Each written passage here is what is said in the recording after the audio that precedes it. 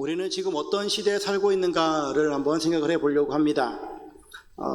우리 대한민국을 보면 사회적으로 진실보다 이익이 우선이 되어지고요. 공동체보다는 개인이 더 중시되는 시대를 살고 있는 것 같습니다. 사람들은 점점 더 각자 도생의 길을 택하고 공동체에 대한 신뢰를 잃어버리는 것이 아닌가 하는 생각이 들어지기도 합니다. 더군다나 국가적으로 보게 되어지면 윤석열 전 대통령의 임기 3년 동안 나라의 경제는 심히 망가져 버렸습니다. 의료 시스템의 위기, 정치적 갈등, 친일, 친미 외교정책에 몰빵하고 중국과 러시아와는 아주 담을 쌓아버려서 기업들이 상당히 어려워졌다라고 하는 그런 보도들도 많이 있었죠. 더군다나 작년 12월 3일 계엄을 통하여서 대한민국의 국제 신용은 하락되었고 환율은 급상승하는 등 나라가 많이 어려워졌습니다. 그러다가 지난 6월 4일부터 이재명 대통령이 취임하였죠. 이재명 대통령은 대한민국을 공정과 포용, 국민 중심의 실용적 복지 국가를 만들겠다라고 했고, 선거운동을 하면서도 국민이 주인인 나라, 모두가 함께 잘 사는 나라를 비전으로 제시해 당선이 되어졌습니다. 여러분들은 앞으로 이제 새 정부가 들어선 지금 어떻게 기대가 되십니까? 이재명 대통령이 성남시장과 경기도지사를 하면서 일으켜낸 성과를 보면 대한민국을 잘 운영할 것 같기도 합니다. 그런 기대감을 갖게 하죠. 그러나 우리는 분명히 알아야만 합니다. 이재명 대통령이 세우는 나라는 하나님의 나라가 아니거든요. 어쩌면 하나님 나라를 닮은 나라를 만들어 갈지도 모르겠습니다. 그러나 중요한 것은 하나님 나라를 세워가시는 분은 하나님께서 친히 하실 것이다 라고 하는 사실입니다. 하나님께서는 이 땅에 하나님의 뜻을 이루시기 위해서 하나님 나라를 세워가시는데 그 중차대한 임무, 그러한 사명을 누구에게 맡기셨는가? 교회에 맡기셨습니다. 교회 공동체가 그 일을 해나가야 한다라고 하는 것이죠. 교회는 세상 한가운데에서 하나님의 통치를 드러내는 작은 하나님의 나라입니다. 믿는 자들의 모임, 이러한 주일에 모이는 우리의 이 모임은 단순히 종교적인 모임이 아니라 하나님의 나라를 담아내는 그런 모임이어야만 합니다. 그리고 우리가 흩어져서 각자가 살아가는 그 삶의 터전 속에서 하나님의 통치를 드러내는 그런 삶을 살아가야 한다라고 하는 것이겠죠. 그러므로 우리는 우리 스스로에게 이제는 물어봐야 됩니다. 하나님 나라라고 하는 것이 무엇인가? 나는 하나님 나라를 위해서 지금 어떻게 살아가고 있는가? 라고 하는 이러한 질문들을 해보아야 하겠습니다. 오늘 본문 역대상 11장 1절에서부터 19절 이 말씀은 세 단락으로 구분되어졌는데요. 1절에서 3절에는 다윗이 헤브론에서 12지파의 왕이 되어졌고 4절에서 9절은 예루살렘을 정복한 이야기, 10절에서 19절에는 다윗의 쇠 용사에 관한 이야기가 나오고 있습니다. 하지만 이것은 단순히 다윗이 정치적으로 어떻게 성공하였는가라고 하는 것을 보여주는 것이 아니라 무너졌던 시대 속에서, 다시 말하면 페르시아에서부터 본국으로 돌아온 그 포로민들이 다시금 하나님의 나라를 세워가려고 하는데 그 하나님의 나라를 어떻게 세워야 할 것인가 라고 하는 것을 보여주고 있다라고 하는 것이죠. 그래서 오늘 우리는 이 본문을 통해서 하나님께서 우리들에게 말씀하시는 세 가지의 부르심, 그 부르심에 응답할 수 있어야 되겠다라고 하는 것을 저 세 가지 주제를 가지고 생각을 해보려고 합니다. 첫 번째로는 하나님의 말씀에 순종하여 하나 되어야 한다라고 하는 겁니다. 1절에서부터 3절 다윗이 헤브론에서 12지파의 왕이 되는 이야기이거든요. 근데 우선 이 이야기는 사무엘하 5장 1절에서 2절에 나오는 이야기입니다. 다윗이 헤브론에서 유다 지파만의 왕으로 기름 부음 받습니다. 물론 그 이전에 다윗이 사무엘에게 기름 부음 받은 적이 있었습니다. 옛날 얘기죠. 그리고 이제 시간이 흘러서 다윗이 이제 헤브론에서 왕이 되어졌습니다. 그리고 그 왕이 되어지고 7년 6개월 동안 헤브론에서 통치를 했는데 그 기간 동안에 사울과 다윗 간에 끊임없는 전투가 있었거든요. 또 사울이 다윗을 죽이려고 엄청난 노력들을 많이 했죠. 그리고 사울이 길보아 전투에서 죽었고요. 그리고 사울이 죽은 이후에 사울이 죽었으니까 바로 다윗이 이스라엘의 어떤 통합 나라가 되어졌느냐? 그러지 않았고요. 사울이 죽은 이후에 사울의 아들이었던 이스보셋이 이 북이스라엘의 왕이 되어져요. 그리고 나서도 시간이 한참 흐릅니다. 약 한 5년 6개월 정도의 시간이 흐르거든요. 하나님께서 다윗에게 분명히 사무엘을 통해서 기름 부으시고 내가 이스라엘의 왕이 될 것이다 라고 말씀하셨는데, 그래서 헤브론에서 그가 기름 부음을 받고 유다 지파만의 왕이 되어졌고 훗날 그가 통합 이스라엘의 왕이 될 것을 기대하고 있었는데 안 되는 거예요. 사울 왕이 죽었으면 이제 신속하게 자기 자신을 왕으로, 통합 이스라엘의 왕으로 세워야 되는데 안 이루어지는 거예요. 그 기간이 무려 5년 6개월의 시간이 지나가는 겁니다. 그 기간이 다윗에게는 얼마나 지루하고 힘든 시간이었겠어요. 우리 남유다가 힘이 세니까 비록 한 지파밖에 없어도 저 북이스라엘, 지금 사울 왕은 죽었고 그 아들 이스보셋은 비리비리하고, 그러니 저 그냥 가서 쳐버릴까, 아니면 어떻게 할까, 막 이런 생각에 빠지지 않았을까 하는 생각도 들어질 정도로 그 시간이 길었단 말이죠. 그런데 다윗은 할 수 있는 일이 없었어요. 그러다가 오늘 본문에 보게 되어지면 모든 장로들의 마음이 하나가 되어집니다. 그리고 다윗에게 찾아와서 세 번째 기름을 부으면서 이제 다윗을 통합 이스라엘의 왕으로 세우는 겁니다. 이제 그러한 내용이 이제 2절에 나오는데, 전에 곧 사울이 왕이 되었을 때에도 이스라엘을 거느리고 출입하게 한 자가 왕이시었고, 왕이 하나님 여호와께서도 왕에게 말씀하시기를 내가 내 백성 이스라엘의 목자가 되며 내 백성 이스라엘의 주권자가 되리라 하셨나이다 하니라 라고 장로들이 고백하면서, 다윗 당신이 이제 이 통합 이스라엘의 왕이 되셔야만 하겠습니다 라고 하는 겁니다. 사실 이스라엘 백성들이 왕을 구하던 때가 있었죠. 사무엘 때 이미 왕을 구했었죠. 그래서 하나님께서 사무엘에게 기름 부으라 라고 하셨던 사람이 바로 사울이었죠. 그래서 사울이 먼저 왕이 되어졌고 하나님께서 사울을 버리시고 다윗을 택해서 기름 부었는데, 그때 다윗은 너무 어렸단 말이죠. 사울의 통치 기간이 무려 40여 년이나 됩니다. 40년 동안 왕의 노릇을 하는데, 이스라엘 백성들이 자기네들이 왕을 요구해서 하나님께서 왕을 세워줬더니 그 이스라엘 백성들이 생각할 때 왕이 너무나 자기 마음대로 하는 것 같은 생각이 들어지는 겁니다. 그런데 정말 이스라엘 백성들이 원했던 왕은 누구였는가? 돌아놓고 생각을 해보니까 사울 같은 왕이 되어서는 안 되겠다. 사울 같은 왕이 아니라 오늘 본문에 보면 하나님께서 다윗 당신에게 말씀하셨던 것처럼 내가 내 백성 이스라엘의 목자가 되며 내 백성 이스라엘의 주권자가 되리라 하셨나이다.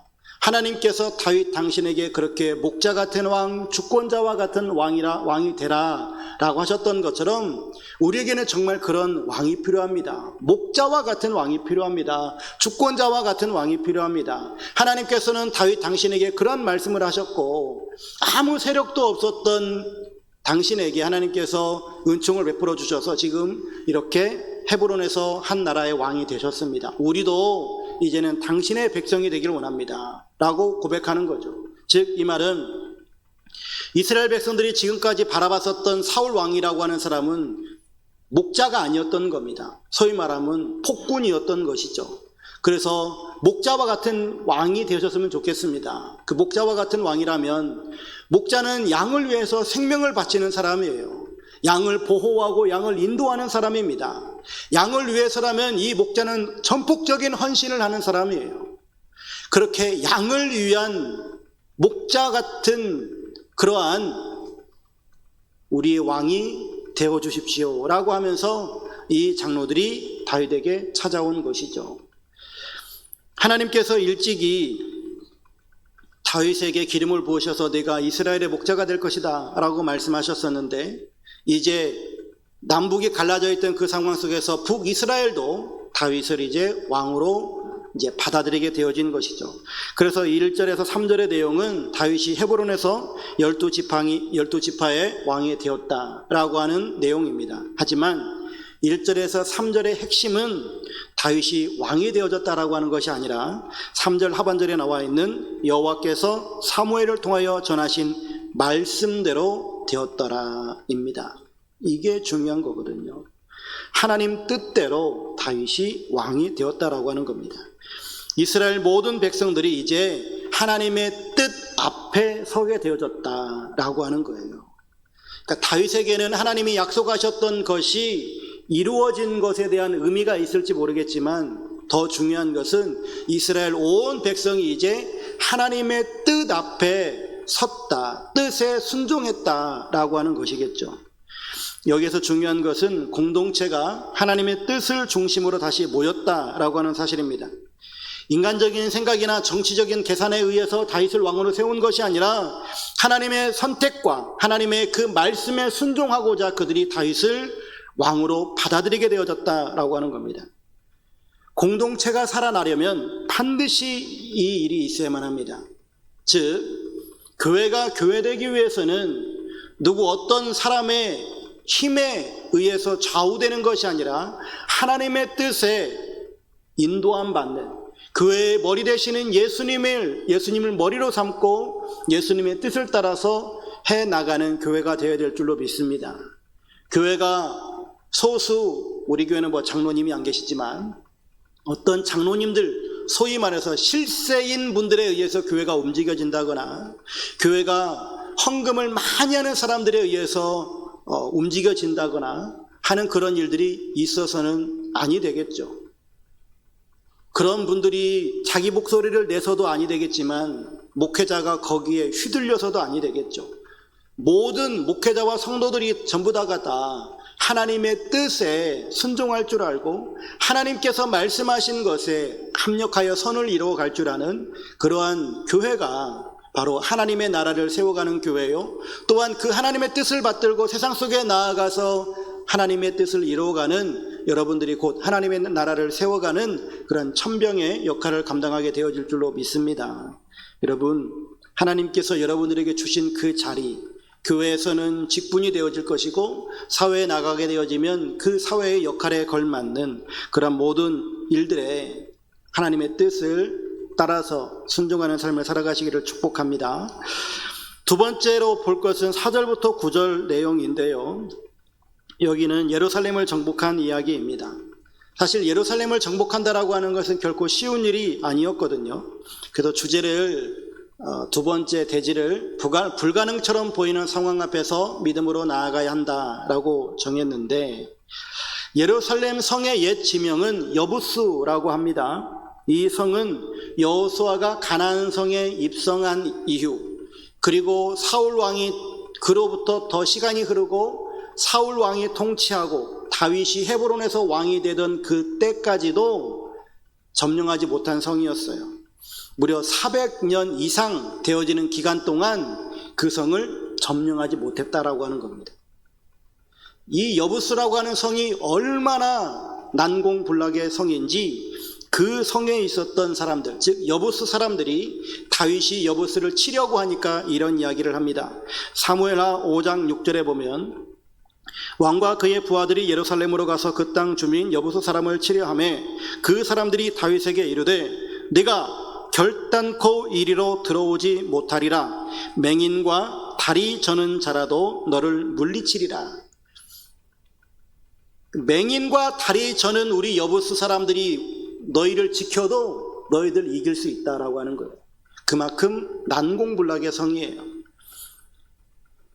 이 성이 얼마만큼 천혜의 요새인지 나중에 바벨론 느부갓네살 왕이 이스라엘을 쳐들어오고 예루살렘을 정복할 때도요 3년이나 걸렸어요. 예루살렘 성 하나 정복하는데 3년이나 걸렸어요.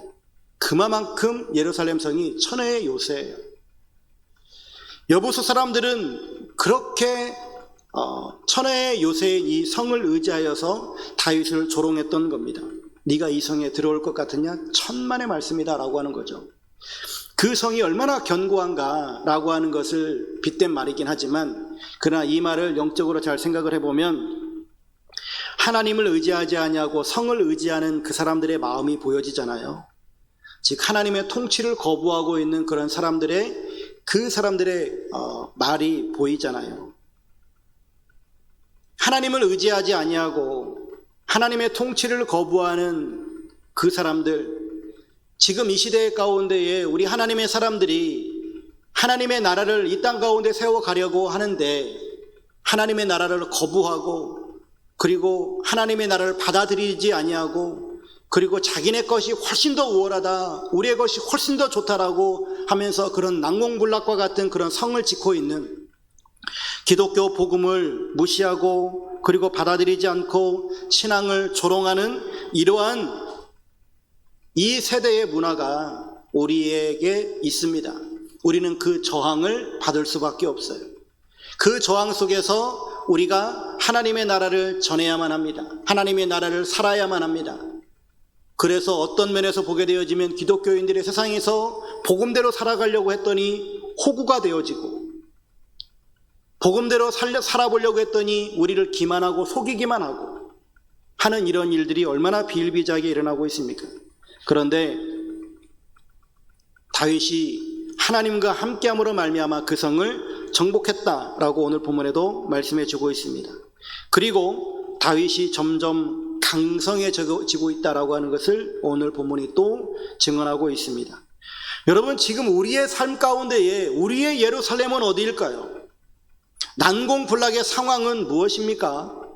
여러분들의 삶 가운데에 정말 무너지지 않을 것 같은 세상의 문화가 있을 것 아니겠습니까? 정말 상대하기 힘든 사람들도 있을 것 아니겠어요? 여러분, 하나님이 함께 하시면 그 길은 열릴 줄로 믿습니다. 믿음으로 나아가는 자에게 하나님께서는 반드시 그 길을 열어주실 줄로 믿습니다. 두 번째 이 이야기의 핵심은 9절이에요. 만군의 여호와께서 함께 계시니 다윗이 점점 강성하여 가니라. 하나님이 함께 계시니 점점 강성하여지는 다윗의 모습을 봅니다. 이 말씀을 묵상하면서 그렇다면 오늘 내 모습에 점점 강성하여지는 모습이 있는가라고 하는 것을 생각해 보게 되어져요. 목사로서 강성함이란 무엇일까? 말씀 묵상한 대로 그냥 말씀 묵상이 막 깊어지고, 그리고 설교 준비 안 해도 그냥 딱 강단에만 쓰면 그냥 줄줄줄줄 청산유수와 같이 설교하고, 기도발도 세서 그냥 한 번 앉으면은 그냥 2시간은 기본으로 하고 8시간씩 기도할 줄도 알고, 누구에게 딱 안수하면 그냥 병도 다 낫고, 얼마나 목사가 강성합니까? 그런 강성함이 저에게 있기를 간절히 소망합니다. 아멘 좀 크게 해주세요.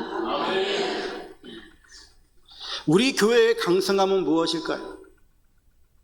네, 오늘 10명 등록하고 내일 월요일인데 내일도 10명 등록하고 그냥 10명, 20명 초대교회처럼 3,000명, 5,000명 부흥하는 교회가 얼마나 강성한 교회겠습니까? 우리 만납교회가 그런 교회가 되기를 소망합니다. 근데 왜 이렇게 강성해지려고 하죠? 뭐 때문에요? 정말 순수하게 하나님이 함께 하시기에 강성해지려고 하는 것일까? 아니면 자랑하고 싶어서일까요? 외적인 부흥으로 우습되는 것, 이러한 강성함이 아니라 정말 진짜 강성함이라고 하는 것은 내가 강해져도 내가 약해져도 오직 하나님만 드러낼 수 있고 하나님의 통치 속에 살아가는 것, 그것이 정말 강성함 아니겠습니까? 다윗이 강성해졌던 것은 그가 늘 하나님 앞에 묻고 하나님의 뜻대로 행하는 그 삶이 있었기 때문에 하나님께서 그에게 강성함을 주셨던 것이지, 그가 강성함을 위해서 기도했던 것은 아니잖아요. 우리가 정말 기도해야 될 것은, 우리가 정말 추구해야 될 강성함이라고 하는 것은 그래서 겸손함이 필요한 겁니다. 하나님과 늘 함께함으로 말미암아서 내가 기뻐할 수 있는 삶, 내가 외적으로 잘 되든 못 되든 그게 중요한 것이 아니라 정말 하나님의 이름만을 높여드릴 수 있는 이러한 삶이 우리 삶 가운데 있어야 될 줄로 믿습니다. 바울의 고백처럼 나의 약함을 자랑하고 그 약함을 은혜로 여길 줄 알고 십자가를 자랑하는 이 삶이야말로 말로 정말 우리들이 추구해야 될 강성함 아니겠습니까? 하나님께서 우리와 함께 하심으로 말미암아 하나님께서 우리들에게 큰 복을 내리실 수도 있죠. 하지만 그렇지 않을지라도 하나님의 나라를 살아가시는, 하나님의 통치 속에 거하시는 여러분들의 삶이 되시기를 주의 이름으로 축원합니다. 세 번째로는 하나님의 용사로 살아가야 하겠다라고 하는 겁니다. 10절에서 19절 내용 보면 다윗의 새 용사에 관한 이야기가 나옵니다. 새 용사가 누구인지는 정확하게 밝히고 있지는 않아요. 그런데 오늘 본문에 보게 되어지면 11절에 야소부암이 나오고 12절에 엘르아살이 나옵니다. 그리고 사무엘하 23장 11절에 보면 삼마라고 하는 사람이 나오고 있습니다. 근데 사무엘하 23장에 보게 되지만 8절 이하부터 다윗의 용사들이 나오게 되어지는데 거기에 또 다른 3인들도 있어요. 그래서 이게 정확하게 누구인지는 잘 알지 못하겠는데 오늘 여기 11절 나와 있는 야소부암, 엘르아살 그리고 삼마, 이 세 사람이 23장 11절에 나와 있는 그 삼마, 이 세 사람이 아마도 그 다윗의 첫 번째 3인이 아닐까 수정이 되어지기는 합니다. 또 두 번째 3인이 또 따로 있고요. 그러기는 합니다. 그런데 이 내용이 어떤 내용이냐면 다윗이 고향이 베들레헴인데 다윗이 어느 날 블레셋과의 어떤 전투 속에 있는데 옛날 베들레헴 어렸을 때 그 베들레헴 성에 살면서 마셨던 그 우물물이 마시고 싶은 거예요. 갈증이 났겠죠. 그러니까 블레셋과 대치하고 있다가 이 용사 3인이 그 베들레헴으로 갑니다. 블레셋 진영을 뚫고 가서 물을 떠갖고 옵니다. 그리고 다윗에게 주어요. 그러니까 다윗이 그냥 명령한 것도 아니고 그랬으면 좋겠다. 쉽게 얘기하면 제가 그 말도 안 되는 그런 이야기를 하는 거죠. 나도 BMW 좀 타보고 싶다 한마디 했어요. 그랬더니 누군가가 집을 팔아가지고 BMW를 사갖고 온 거예요. 이런 일들이 현실에서 만약에 벌어졌다고 해보세요. 이거 말도 안 되는 일이 아니겠습니까? 근데 이 사람이 지금 이 세 사람이 생명을 걸고 한 거예요. 다윗이 명령한 거 아닙니다. 그냥 다윗이 그냥 소위 말하면 그냥 혼자서 독백을 한 거예요. 근데 그걸 듣고서 간 거죠. 이 세 명의 이 용사들, 그 사람들은 다윗을 얼마나 사랑했는지 그리고 그 충성심이 얼마나 큰지를 보여주는 모습이죠. 근데 그 세 명의 그 용사의 모습이야말로 우리 하나님의 백성된 우리가 하나님 앞에 어떻게 살아가야 되는지를 보여주고 있는 하나의 모습일 거예요. 하나님 나라에 우리가 어떻게 헌신해야 되는가. 두 번째 볼 수 있는 것은 다윗의 신앙심인데 다윗은 그 물을 받고서 마신 것이 아니라 그걸 땅에 그냥 부어버립니다. 그리고 하나님 이건 내가 마실 수가 없습니다. 하나님이 받으시옵소서 라고 하나님 앞에 부어드려요. 그러니까 다윗의 신앙, 세 명의 용사의 그 핏값이잖아요. 그 핏값으로 떠온 물이기 때문에 이 귀한 것은 내가 받을 수 없습니다. 하나님이 받아 주옵소서. 그것은 꼭 물을 드리는 것이 아니라 저들의 생명, 저들의 안위, 모든 것, 하나님 저들의 그 귀한 헌신을 받아 주시옵소서라고 하는 거잖아요. 그러니까 이 다윗의 이 행위는 하나님 앞에서 이 신앙의 모습은 우리가 6월절 후에 출애굽 백성들이 출애굽기 13장에 세 가지의 결단이 있잖아요. 초태생 신앙, 무교절 신앙, 그리고 구름기둥, 불기둥에 인도함 받는 신앙. 이 세 가지를 결단케 하는데 그게 바로 초태생 신앙이잖아요. 초태생이라고 하는 것이 시간적으로는 가장 먼저 난 것이지만 가치적으로는 가장 중요한 거거든요. 그러니까 이 다윗이 봤을 때 이 세 명의 이 가장 귀한 이 헌신을 하나님 받아 주옵소서라고 하면서 하나님 앞에 바치는 이러한 모습을 봅니다. 우리들도 우리의 신앙생활 해나가면서 이 용사들처럼 하나님 앞에 헌신하는 모습, 그리고 다윗처럼 하나님 앞에 나의 가장 귀한 것을 드릴 줄 아는 이러한 신앙의 모습이 우리에게도 있어야 될 줄로 믿습니다. 새로운 새 나라, 하나님의 나라가 어떻게 세워지는가, 오늘 세 가지 대지를 가지고 나누는데요.